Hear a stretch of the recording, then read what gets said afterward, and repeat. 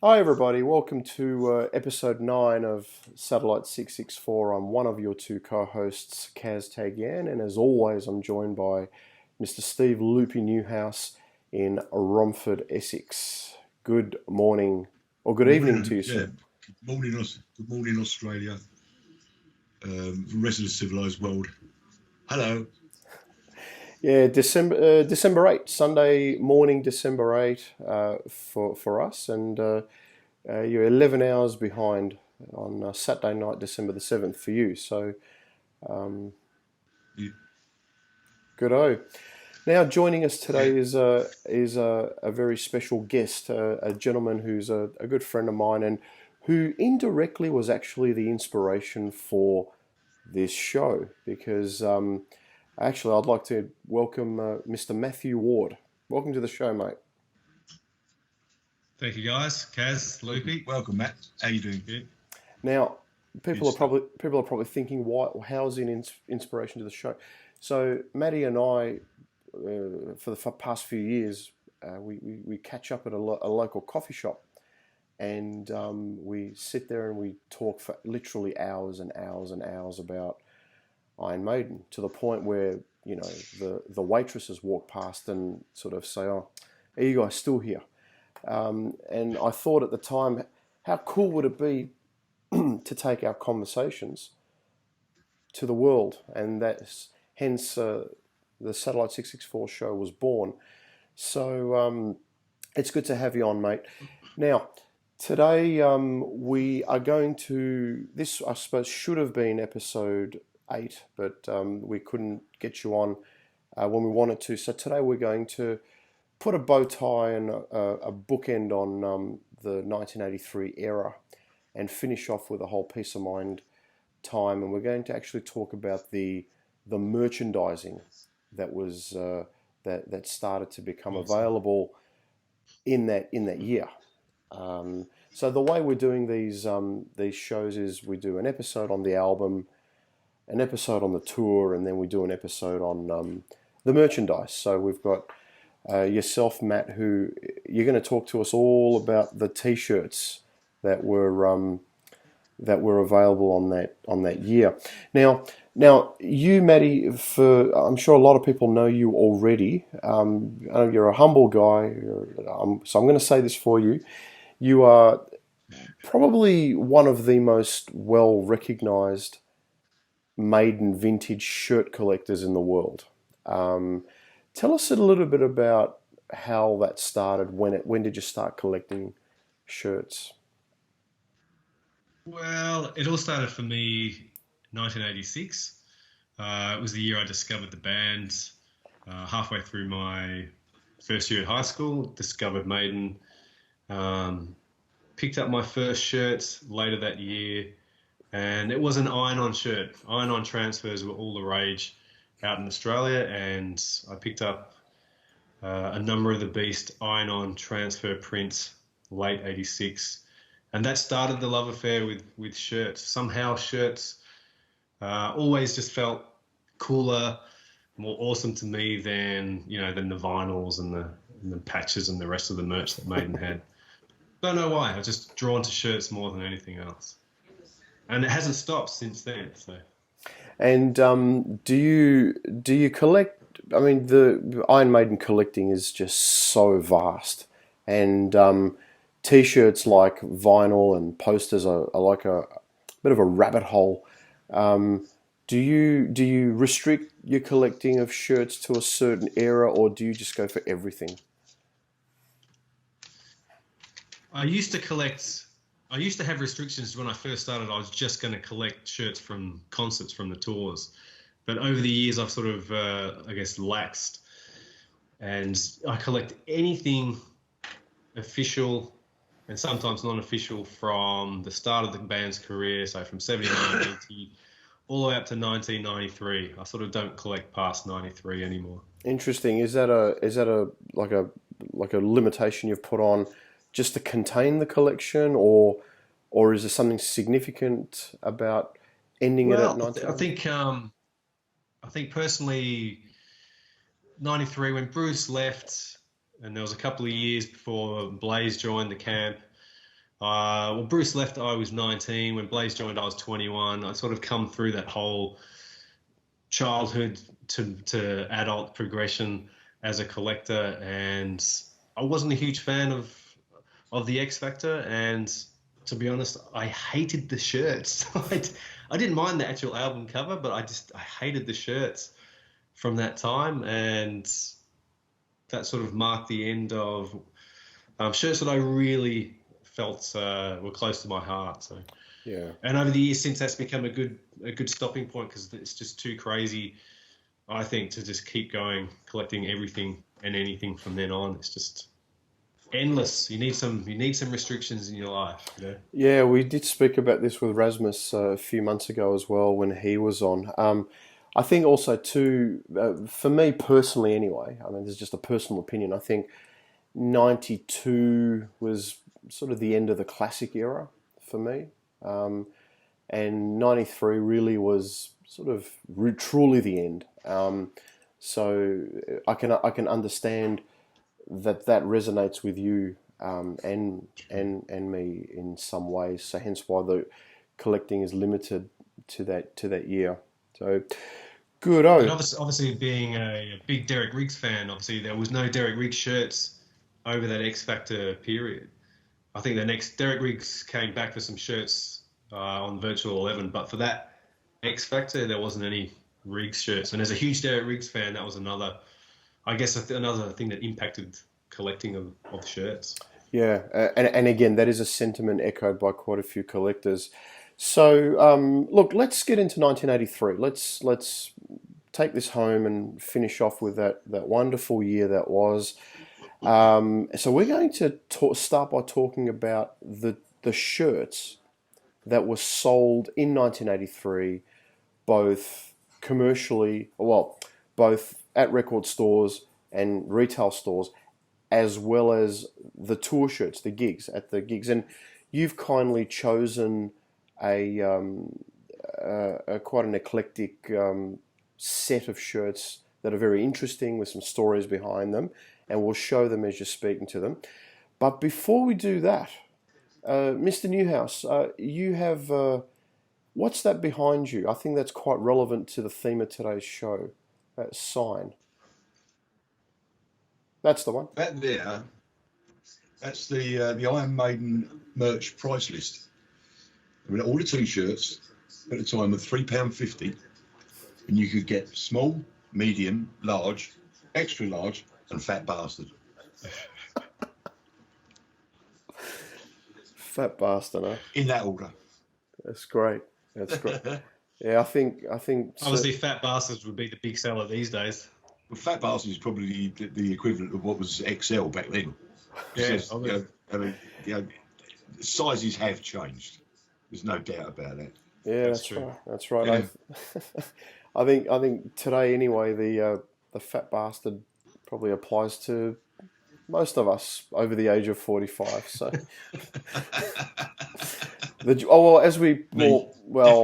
all of us really on the show. So I mean, we're all Generation X's. So, all right, let's go. 1983.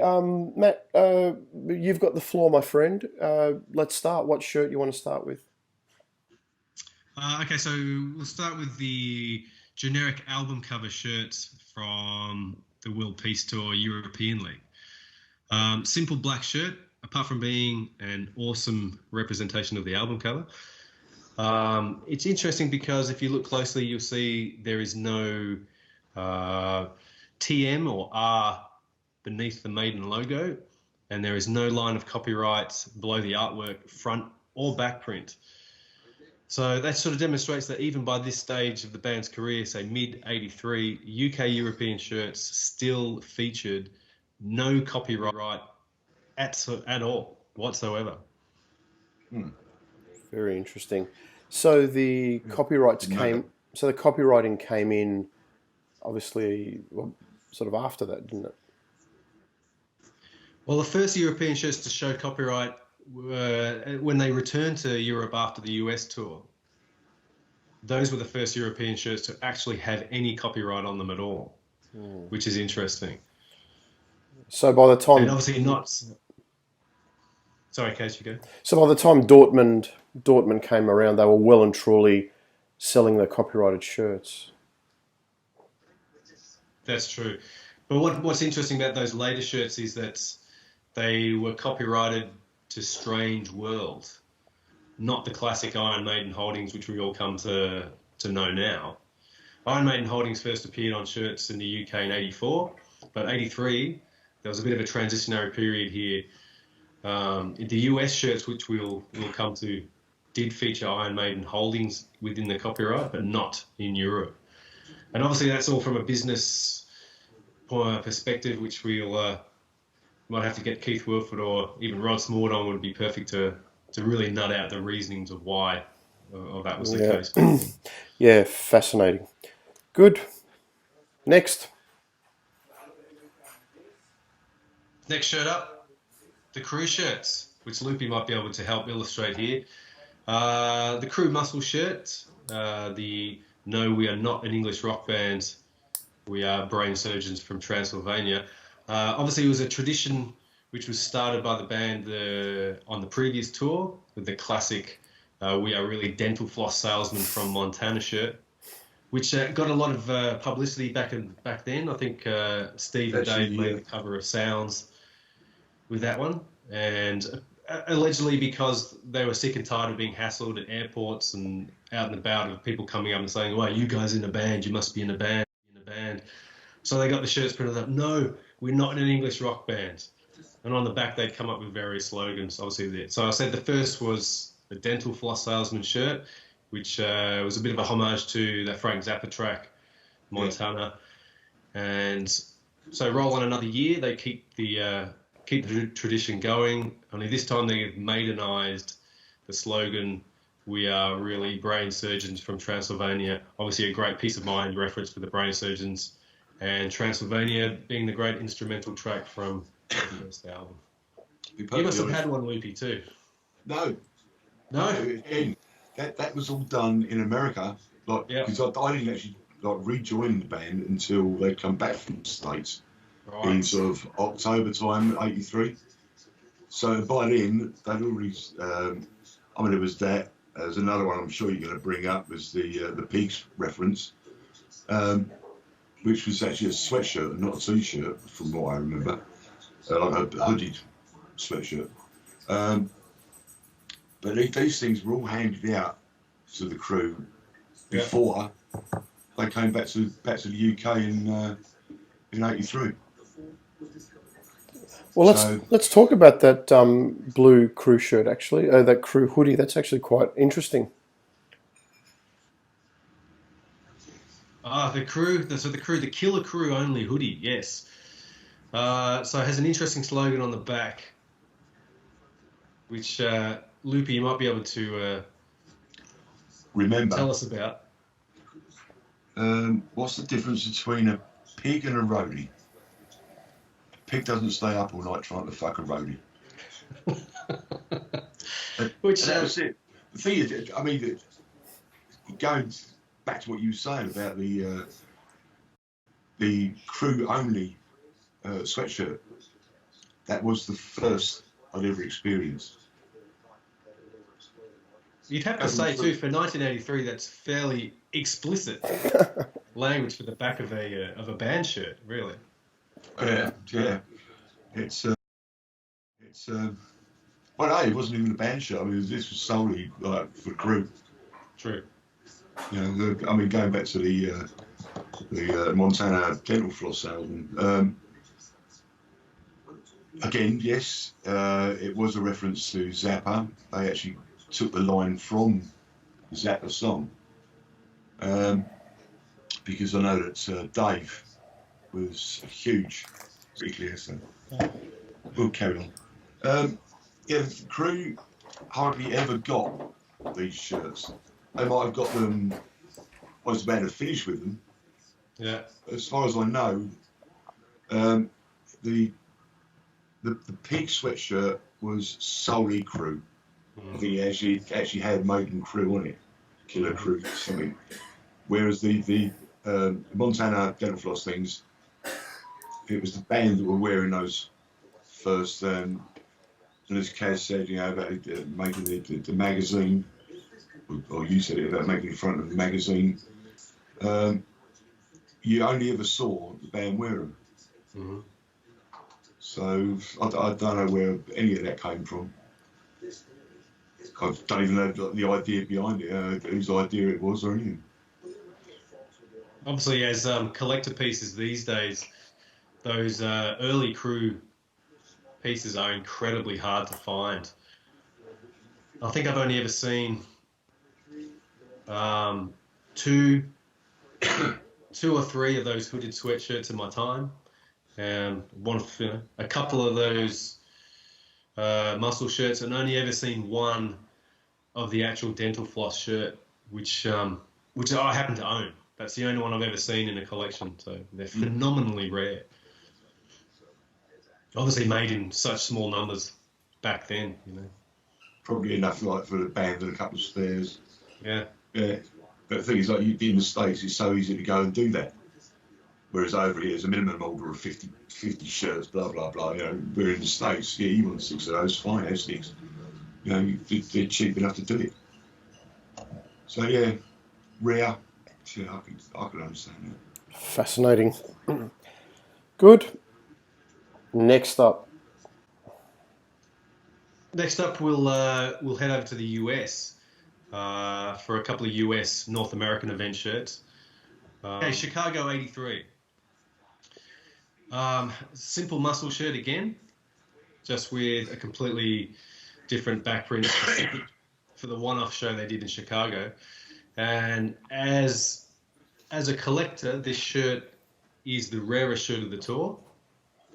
It is something that most collectors, as I spoke with when I got into eBay and I went online, the website, Maiden Fan Club happening, nobody had ever heard of this shirt.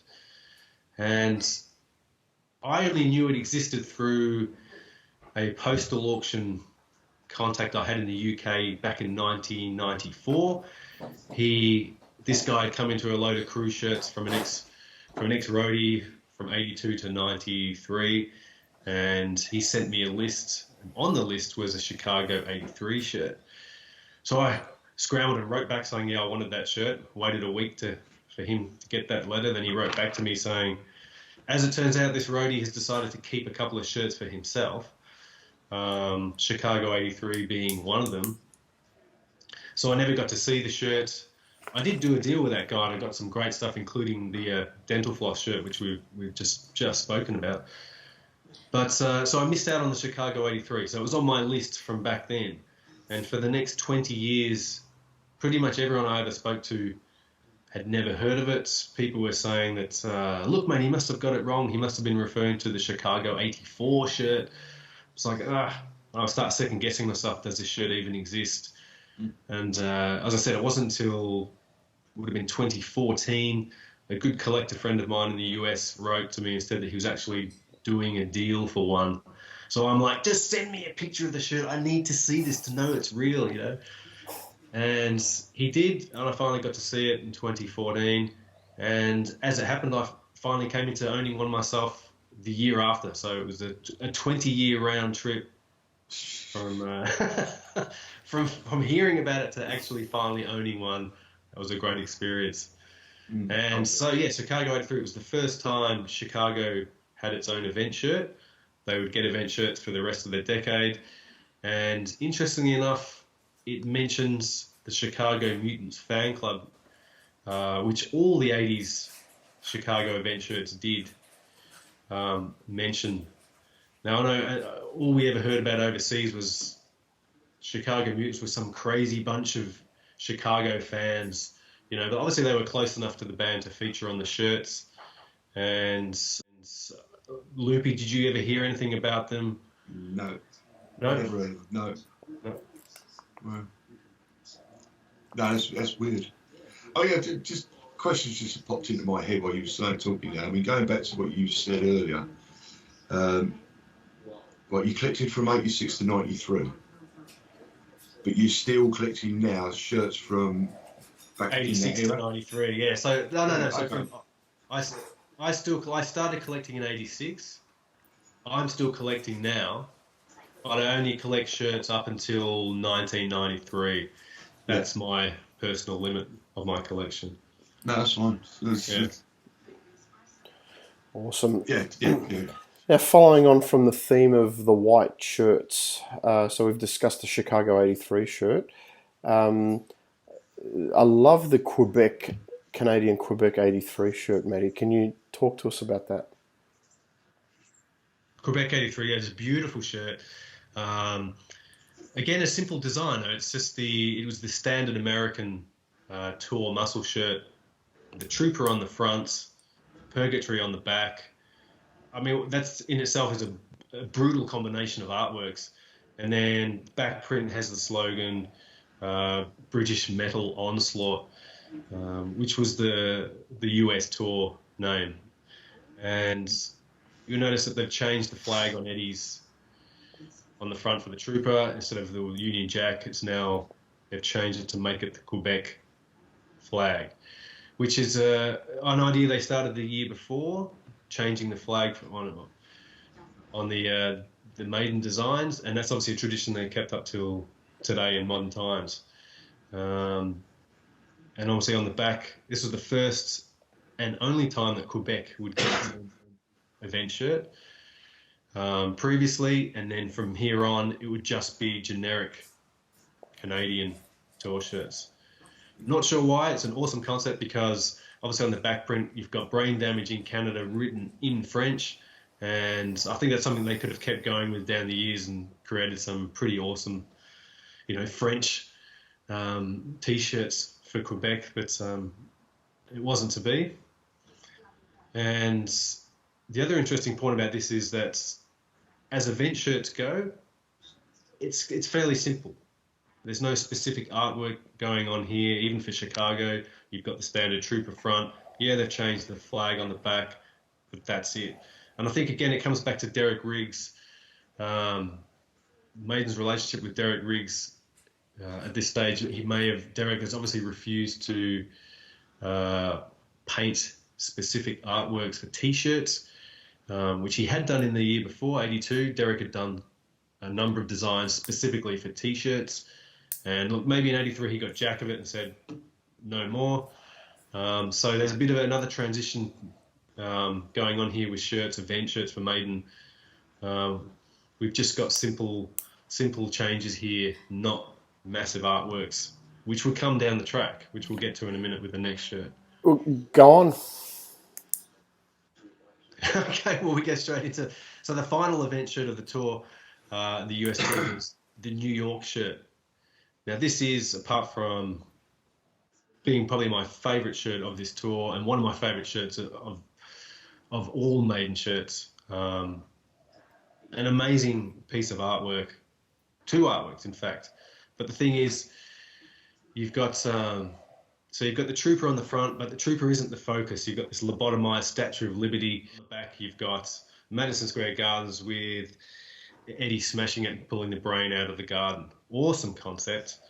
But not painted by Derek Riggs. And this marks a turning point in US event shirts, because from here on, they would all sort of follow this style of design. You take a piece of Derek's artwork, and then other bits and pieces were added on to make it city specific for each event shirt. I was at the back print. I was obviously, someone has drawn the Madison Square Gardens, and then you've got Derek Riggs, World Peace Tour 80, smashing the top of it instead of smashing the world. They've twisted it around to make him smash that open. And on the front, someone's drawn the Statue of Liberty, and Derek's artwork's in the background. Now that would mark how all US event shirts from here on would be based on. They'd be take a piece of Derek's existing artwork and add little bits here and there to make it specific for each city. Yeah, I find there's... You say that. I mean, what comes to mind is that, me and Kaz touched on this in a recent episode, about this thing that Eddie has, is smashing various buildings up. So, it makes you realise, okay, smashing up the O2, so therefore they've got to be in London. I did one with in Newcastle when we booked the Suns tour. That's right. Where you did smashing up the Metro Centre. And that actually started in '83. True. Wow. I didn't know. And it's interesting that a lot of these event shirts back then were US specific, so Europe, UK didn't get these event shirts. That's true. Neither did, and Australia as well. So I think, and that comes down to, we think, who was manufacturing or who was doing the artwork for these shirts. I've heard that it was artists at Capitol Records in LA. They had like an in-house artist who would do these sketches and drawings, give them to the band, and they would make the shirts. Or it was someone in-house at Great Southern Merchandising who were the US merch manufacturers, which kind of makes a little bit more sense. I know Great Southern Co. made Judas Priest merch at the same time, and if you look at some of their event shirts were almost identical in style. You have some Priest artwork, whether it be the Hellion from '83, and then around that they'd do the same thing. They would sketch buildings or the Madison Square Gardens again. It was very, very similar in style. So, look. Very interesting. It's either some of the Great Southern. We can only surmise it. We can only surmise it. That's right. Yeah. Now, Matty, you've got a really interesting Japanese shirt to show us. Yes, the 3D Eddie Mask T-shirt from Japan, on the label Rock Czar. Now, Rock Czar were the #1 manufacturers of rock merchandise in Japan throughout the 80s. I think they started turn of the decade before, so very late 70s, very early 80s. When they began, they were in cahoots with Udo artists, who Lupu will know Udo as the great Udo. Yeah. Udo, the great Japanese rock promoter. Absolutely. So Rock Czar, I think, we started off with maybe his merchandising arm to begin with, very close to him. They did the shirts for the Killer Tour in Japan, and then they split off and became a big mail order company. Not just metal, all kinds of bands.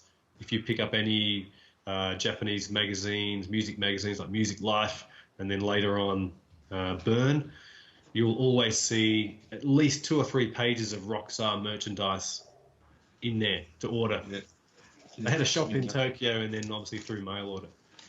And hundreds and hundreds of different designs, you name it. Shirts, patches, jewelry, the works.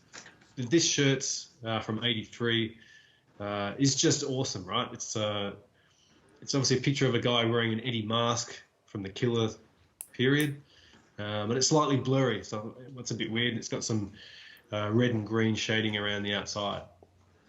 I just thought that added to the eerie effect of it. Looked wicked.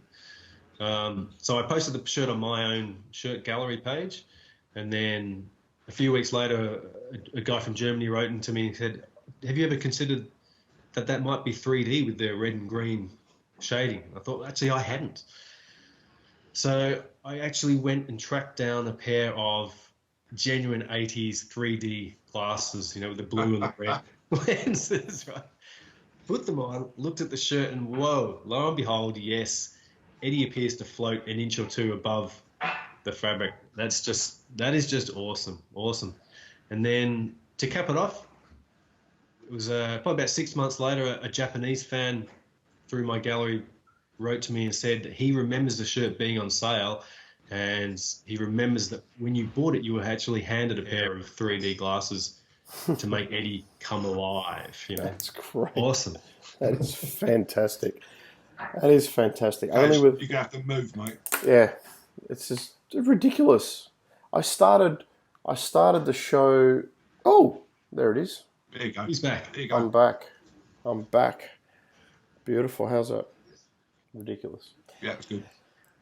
So the sun's been following me throughout the show, and I have these probably like Eddie on the Seventh Sun covers at fire and sunlight, but here I am again, back where I should be.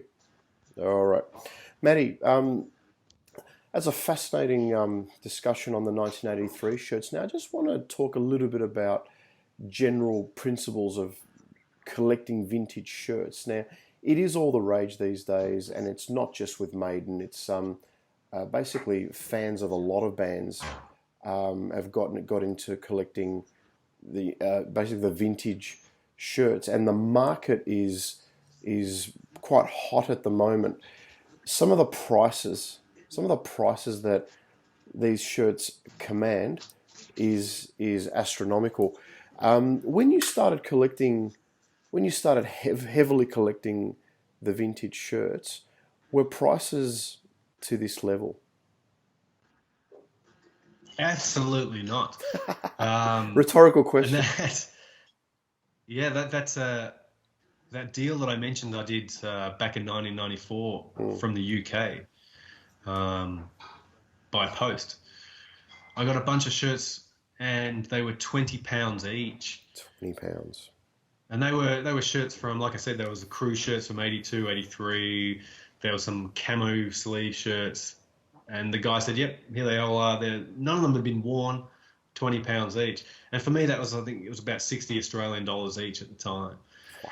Now, I know that some of those shirts, specifically those camouflage sleeve shirts these days, are going for $2,000 to $2,500 US now. So US. It's ludicrous. Good God. US, yes. Good God. It would be. I can't imagine wanting to, trying to start out as a collector now would be just impossible. Impossible. And also too, the white shirts in particular are extremely popular with a lot of the wealthier collectors in Asia. Is that correct? True. There's been a massive explosion of, I guess a trend of wearing vintage metal shirts, especially over in Southeast Asia.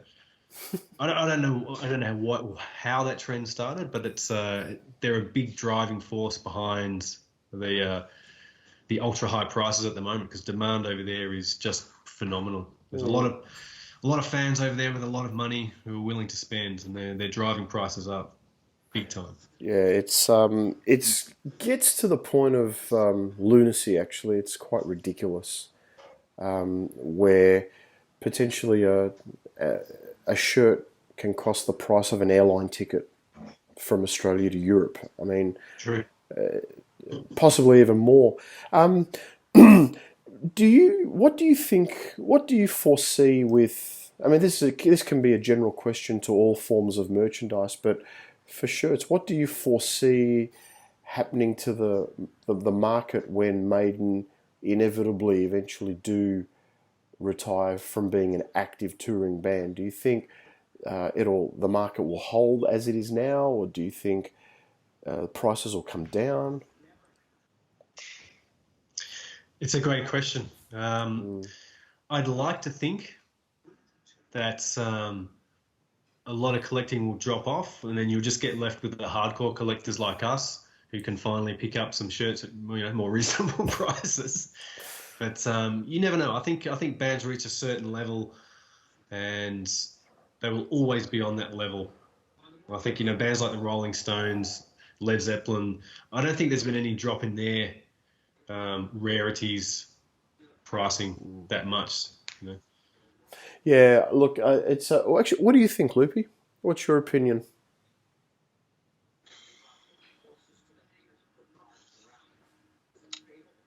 I think it's a case of wait and see. Mm. If anything else, it's like wait until the band announce that they're going to retire. Now, at the moment, all right, they're going back out, doing Australia, Japan, etc., etc. But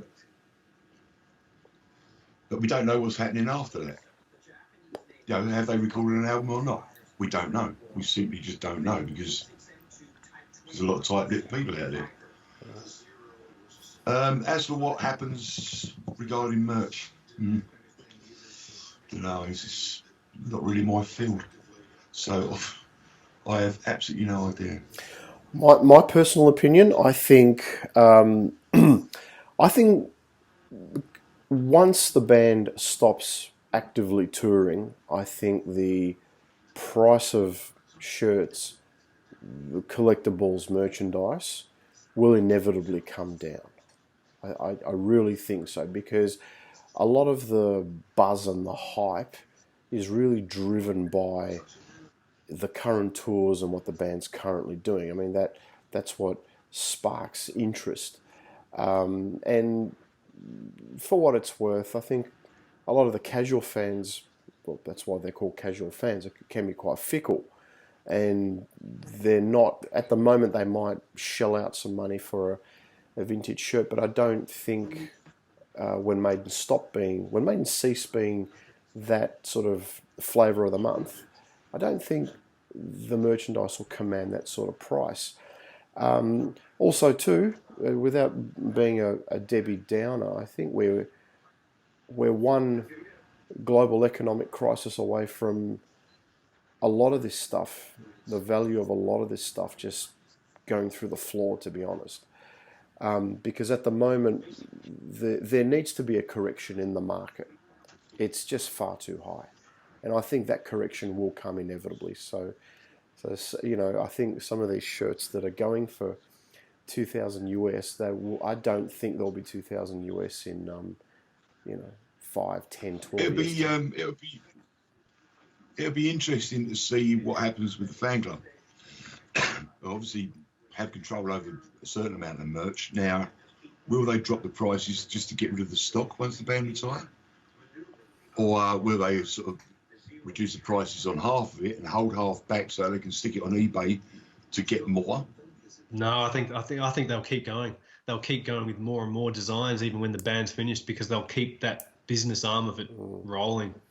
Yeah, People will still be into the band. yeah, absolutely. And this is a conversation at the moment that's going on amongst fans of other bands. In particular, Kiss fans are talking about this very topic.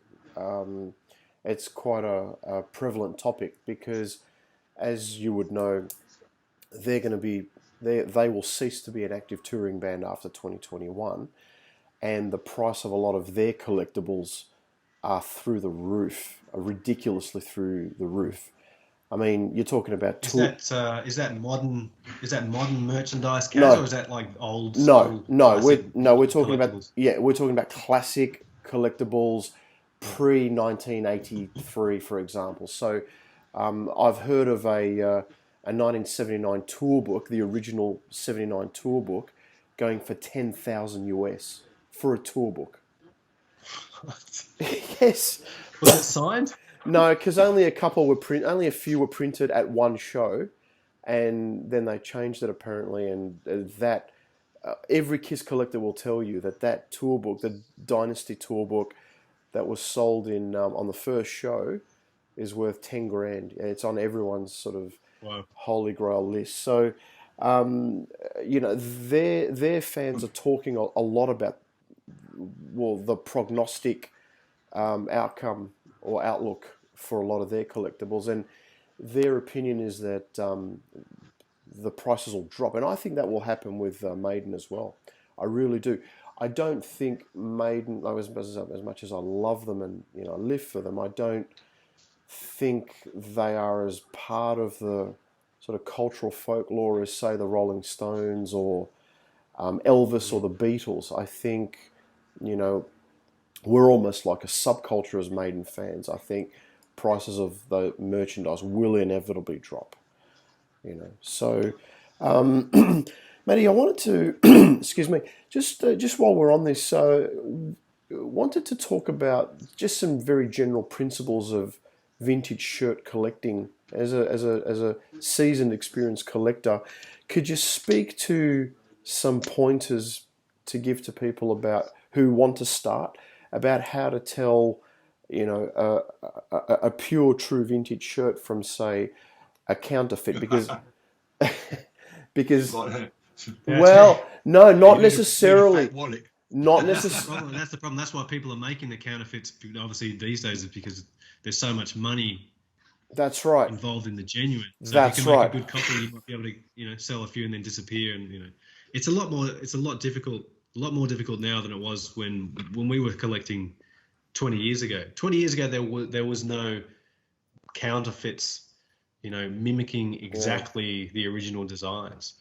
Yeah. In those days, we just had the genuine shirts, and then there was the genuine bootlegs of the time, which were just cheap knockoffs. And the cheap car park bootlegs, they were called, because they were just sold in the, out the front of the venues and stuff. They were never trying to copy official shirts exactly. They would just come up with their own designs, put the Maiden logo on it, sell it off, make some money and go. So it's a lot more. 9 times out of 10, like from a personal view, I mean, me and Davey Lights we used to go outside of the venue. Yeah. Wander around these stalls. You go and get some bite to eat, and there's somebody who'd be knocking out these shirts for a couple of quid.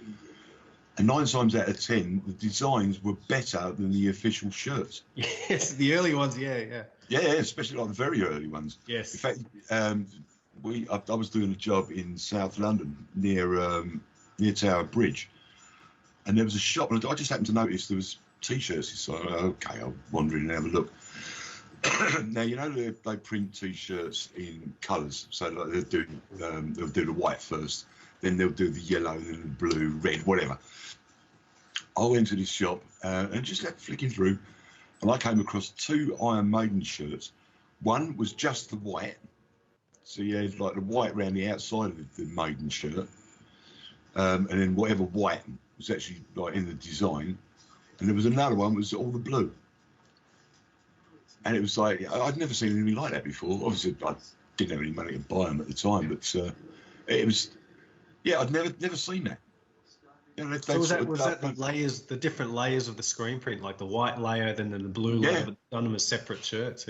Yeah, on completely separate shirts. Yeah. Never seen anything like it. And the thing is, with those early, we're talking about early bootleg shirts. As you said, so a lot of the designs came with tour dates, which Maidens never did, until later on, and they're so much more rare to find these days because they were obviously made in such smaller quantities and sold not nationally, but only in a couple of cities. Like someone might print up a bunch of shirts up north, sell them in Liverpool, drive to Manchester, try to sell them, and then they were shut down, or that's it. Yeah. So you got a shirt that was only available for a few shows in 1980, for this one design. They're actually rarer than the official shirts. Yeah. I thinking back to when we all met up in Manhattan, in Brooklyn, and we were situated in that bar, and I've gone out for a smoke, and you got these guys walking up and down, like trying to sort of, get rid of the shirts because it's the second night in Brooklyn, and inside the venue they were selling them for $45. And yet these guys outside were selling them for 20. And then one guy, this is getting about 1:30 in the morning, was walking up and down trying to sell them for $5 because he just couldn't get rid of them. It shows you how obviously cheaply it cost him to get them made. If he's happy to take $5 each, amazing. Yeah, which we should have got the tie dye. I said that to you. I said that to you at the time. You should get one because in 30 years' time, that might be worth tie-dye. That might be worth God knows what, $2,000. In fact, look, I mean, it directly relates to what we were talking about counterfeiting, because some of those designs actually that were being sold at the Brooklyn outside the venue and on the street were quite good. Actually, you could mistake them. They were great looking designs. So. And I guess we want to protect a lot of our viewers or people who want to start collecting from being victim to counterfeiters, because these days, these sort of screen prints are very easy to do, and it's very easy to replicate a vintage shirt. So let's talk about a few general pointers of how somebody can distinguish a counterfeit from a genuine vintage, Matt. So you just start off. You've got to do your research these days. That's the thing, as a collector, you can't just go out and just expect us to pick up a vintage shirt. You have to do research now because of these people who are counterfeiting official designs from the 80s. You have to now find some pictures of genuine shirts, talk to collectors who have genuine shirts, and you have to now be able to compare pictures. I have to do this as well. People send me pictures of shirts. Is this a genuine? So I have to get out my own pictures for my collection, look at them really closely, look at the layout of the design. The thing is with a screen print design from the 80s, the design doesn't change from shirt to shirt. Once the screen print was set, that's it. The position of Eddie's always going to be the same. The copyright's always in the same spot, etc., etc. And so you have to put these shirts, the new ones, up against the originals, and you can. It's like playing spot the difference, you know, in kids' activity books. You know, you can, if you look closer, you can sometimes see where they've got something wrong. It might just be the color of Eddie's hand, or the logo is not quite right. If you look closely, they haven't positioned the logo in the same way that the original ones were.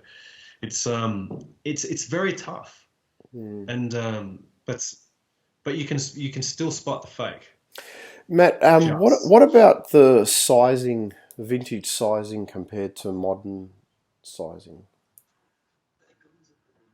Oh, vintage shirts are like kid shirts these days. I mean, I don't know, everyone was obviously a lot skinnier back in the 80s. And I think, as we spoke about earlier, the biggest sizing you'd get would be XL or Fat Bastard shirt on Loopy's side. That was it. And you don't see many of those shirts in collections, because but they obviously didn't sell many XL shirts because everyone was, you know, medium and large and small size back then. These days sizing's astronomical. I mean, like, it's probably more of a global health issue, possibly. Yes, this is true. And anything else, and you get, you know, triple XL and quadruple XLs these days. These shirts are the sizes of houses. You know, it's unbelievable. Yeah. So back in the 80s, when was the first tour that you recall seeing an XXL shirt? Well, I haven't. I have one of the XL shirts from the Peace Tour.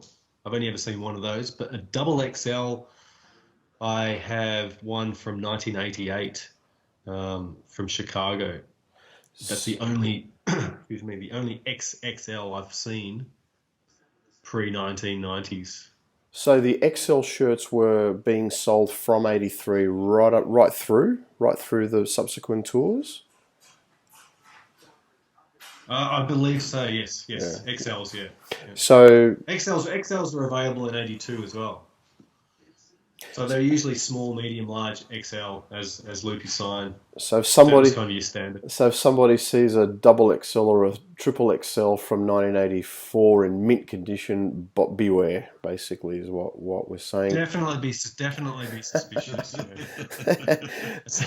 And another thing, while we're on the subject of picking the fakes, another thing when you do your research as a modern collector now, you have to get to know vintage labels that were around at the time. Yeah. And they're a good way to track the periods, especially through the 80s. Labels changed through the 80s, and they're a good way to mark little time periods. Like, there's certain labels are only from 1980 to 82, certain ones from 83, 84, another label from 86 to 88. So you know that, and not just Maiden shirts, all rock bands were using these labels at the same time. So they're a good way to track. Could you give us a couple of examples, please? Okay, so World Slavery Tour, you got 1984, 85. One of the main labels used there was Star Prince, which is a black label, and another one was Rocket.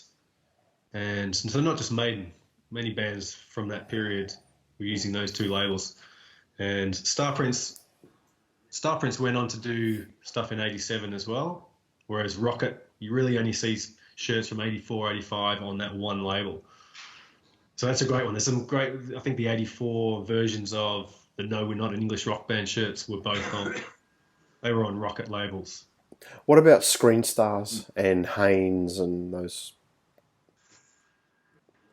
Well, Haynes and Screen Stars are like two great standard American merchandising labels. Haynes, they both went through right from the beginning of the 80s, and again, both of those labels changed through the 80s. So early Haynes, early Screen Stars, I think they both changed around 1981, and then you got 1981 to 83. They were both had their own style, and they changed again mid-80s to slightly different. So again, you can still track time periods through the evolution of labels themselves if you do your research. Of course. Now, interestingly, the tags that you've mentioned were sort of specific to the US. What about the UK and Europe? So if Loopy went to the merchandise stand at Hammersmith in 1983 and grabbed a shirt, what would the tag have been for the UK shirts?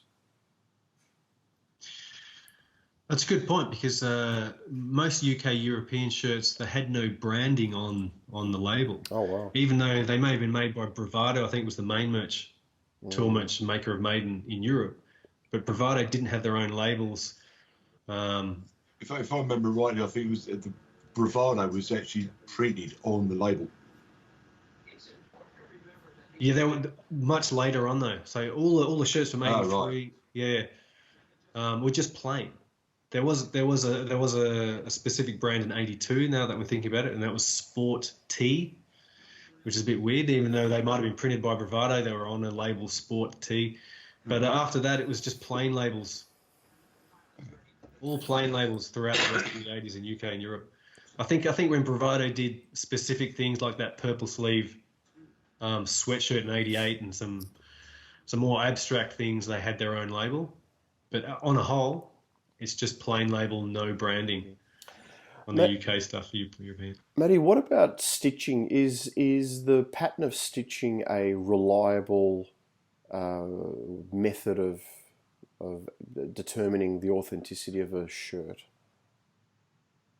It's not 100%. I know it's become a big issue, especially in the Southeast Asian market, when people are trying to define 80s shirts. I think a lot of US shirt designs were single stitched, as they say, on the joins, whereas I think European shirts they had a double line of stitching, especially in the late 80s. And I know it's become a bit of an issue, but it's not 100% if a shirt is single stitched that it's from the 80s. I think that's a lot of counterfeiters are trying to mimic that style of stitching these days when they're making their counterfeits. These counterfeiters are absolutely ruining the joy of collecting, and it's as I said, it transcends across all sort of domains of collecting, whether it's shirts, in fact, in particular, paper goods. I mean, I hardly buy any paper goods anymore from eBay because so many of them are reprints, just so many. And I mean, look, they haven't got their hands yet on things like tour books and badges and things like that. But give them time. It's not giving them any. Well, ideas. having said that, I have heard that the Europe 80, the first Maiden tour mag, has been bootlegged, has been copied. So. While we're talking about paper goods, I know that paper bootleggers actually some of these people are going to the trouble of aging paper to try and match it to like late 70s, early 80s, and then before they print on them, they'll age their paper to match and then print. It's insane. It's insane. It is absolutely reprehensible what they do. And down the track, we will do an episode on posters because I'm a huge poster collector, so this is an issue that's quite close to my heart. But or a collector of huge posters, or a collector of huge. Yeah, well, actually, the biggest one I've got is right there. Actually, it's so big I can't even put it up. The biggest one I've got is. I actually got one. I actually got one when we was on the Killers tour in Europe. And more was supporting. I got hold of one. I've no idea where I got it from, but this thing was actually like a proper poster, like from outside one of the venues. And this thing must have been 12 feet across by about 6 feet deep. Oh, it was huge, Absolutely Wow. huge. Put it on Big my bedroom billboard. wall. Yeah. Yeah, the biggest one I've got is a billboard which is sitting right there, actually rolled up. It's so big I can't put it up anywhere. It's the Melbourne Festival Hall 1992 billboard. You know what you got to do? You know what you got to do? Stick it over that window. That might actually stop the sun from Turn coming in. it into a blind. Oh, Yeah. I know. It'll ruin the damn thing, you know. Matty, this has been a fascinating conversation on a very fascinating topic, which is vintage shirts. Now you're going to be a regular on the show because we're going to do this for just about every tour. Certainly tours up till '93 anyway. So you're going to be a familiar face on Satellite 664. You're part of the gang now, so we'll have you on again. Thanks for coming on, mate. Thank you so much for the discussion, for your insights. And now it's over to our friend Rasmus in Denmark, who's going to talk to us about the merchandise, the other merchandise, other than shirts that came out in. Just got one point I'd like to add to Yes. everything that Matty's just said. Please. Especially about the about the difference between like real and unreal shirts. It's quite simple. If you're going to start collecting shirts now, buy your shirt in the venue and not outside. True. It's a simple rule, because you know that the merchandise on the inside of the store is going to be real. Yeah. Yes, and what a lot of people actually, you know what, Loopy, a lot of people do take your advice. In fact, some people buy multiples and multiples of those event shirts. Brooklyn this year comes to mind, and then 2 hours after the gig, they're on eBay for about 3 times the price of what it was at the venue. So it's a bit ridiculous. But no, that's event shirts for you. Yeah, in principle, I do agree with you. Now, question of the week, and we'd really, really like our viewers to comment below the video on this, and that is, this is not just for shirts, but just collecting in general. What do you think will happen to the price or the market price of Iron Maiden collectibles? And that could be anything once the band stops touring, once the band stops being an active touring entity and the buzz and the excitement sort of globally dies off. What do you think is going to happen to the market, the price of Iron Maiden goods? So comments down below on the video. Yeah. And okay, over to Rasmus to talk to us about 1983 collectibles.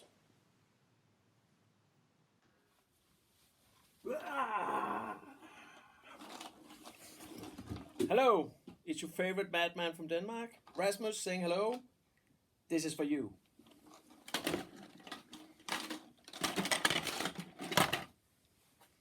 Hello everybody. Today we're going to talk a little bit about some merchandise from the Peace of Mind era. And as you can see, I brought out some of my favorite stuff with the Peace of Mind. And today we're going to talk about some rare, but not super rare, but rare items that you actually can achieve to collect if you do your homework really good and be a lot on eBay. First of all, gonna talk a little about different media stuff. I know a lot of you collect the cassette tapes and vinyls, the LPs, the singles and all that stuff, so I'm not gonna talk about that. I also know a lot of you collect t-shirts, and I'm sure another guy will tell everything about the rare t-shirts there is from that year, 83. I'm going to talk a little bit about some fun things like the Video 8, the Laserdisc, and VHD. Some of you might know that Iron Maiden put out video pieces back in 83 where they promoted some of their music, but in video form. And we all know the Betamax and the VHS, and this is a different one. This is for Video 8. It's, as you can see, like small like a cassette tape, and it has this small cassette, and we do see it pop up on eBay from time to time. So it's not super rare. It's not that expensive when it turns up. Most of the time people have no idea what it is, and I bet you cannot even find anyone who has a video player who can play this. So it's fun to collect, but if you need the machine to play it, it will cost you a lot of money. Then we have the from Pioneer Artist, the Laserdisc. Again, it looks like a 7-inch. It's a little bigger than a 7-inch cover. And inside, we have this cool looking piece. Again, they are fun to collect, but if you need a player to play those Laserdiscs, it's a big ass player, and the quality back then was super good. Today, not that good, but still fun to collect. You will also see them on eBay from time to time. Something you don't see on eBay is this. The Japanese VHD. They're super rare. I only have this one. This is the promo copy. I don't even have the original. They didn't make that many. They only sold in Japan. And as you can see, it's a big cardboard box. And inside, you get this cool piece.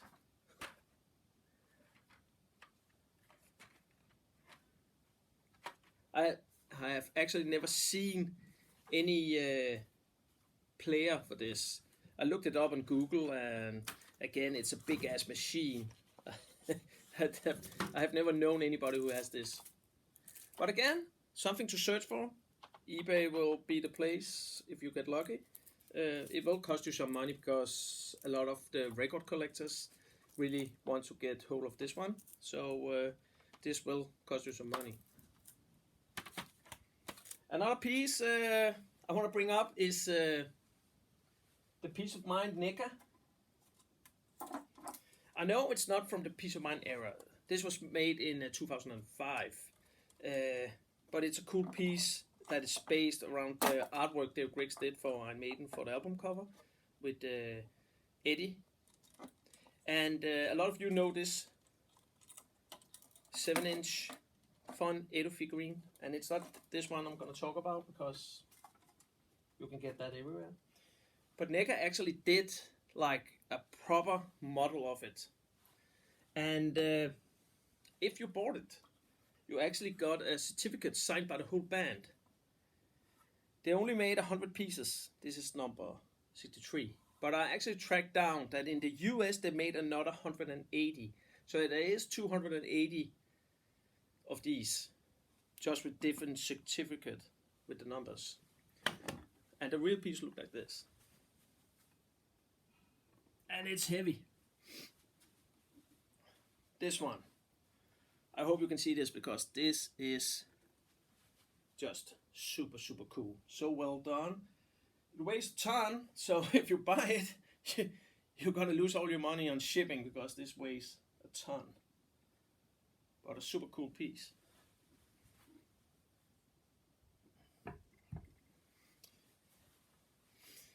I also want to talk a little bit about this fun mask over here. This was actually one of the first official sold masks. I know Iron Maiden from their fan club sold a plastic mask from the Number of the Beast, but this was actually sold in shops in the US as a licensed merchandise Eddie mask. They are hard to track down. I've only seen it for sale 2 times, and I got lucky the second time to buy one myself. So if you see this, buy it because it's super rare, super cool, and really good quality actually.